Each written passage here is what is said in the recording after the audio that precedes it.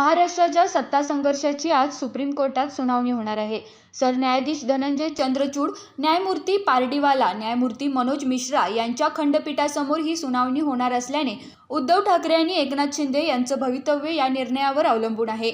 शिवसेना नाव आणि पक्ष चिन्हाबाबतचा फैसला आज कुणाच्या बाजूने लागणार याची उत्सुकता संपूर्ण महाराष्ट्राला लागून राहिली आहे. या सुनावणीकडे संपूर्ण महाराष्ट्राचे डोळे लागलेले असताना प्रसिद्ध वकील उज्ज्वल निकम यांनी या विषयात सर्वोच्च न्यायालय काय निर्णय देईल ते आत्ताच सांगणे कठीण आहे, असं वक्तव्य करून राजकीय वर्तुळात खळबळ उडवून दिली. तसेच निकम यांनी या संदर्भात काही निरीक्षणे नोंदवली आहेत. त्यानुसार जर सर्वोच्च न्यायालयात घडलं तर शिंदे किंवा ठाकरे या दोन गटांपैकी एकाचं टेन्शन वाढणार आहे.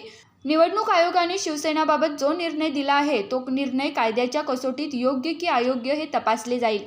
या निर्णयात काही उणीव असतील तर सर्वोच्च न्यायालय यावर निर्णय घेऊ शकते. राजकीय पक्षाच्या घटनेचे नियम काय आहेत? घटनेनुसार निवडून आलेले पदाधिकारी कुणाकडे आहेत? त्या पक्षाच्या चिन्हावर निवडून आलेले लोकप्रतिनिधी कुणाच्या बाजूने आहेत? शिवसेनेचं पक्षीय बलाबल किती आहे? या गोष्टीही यावेळी तपासल्या जातील, असं निकम यांनी माध्यमांशी बोलताना सांगितलंय.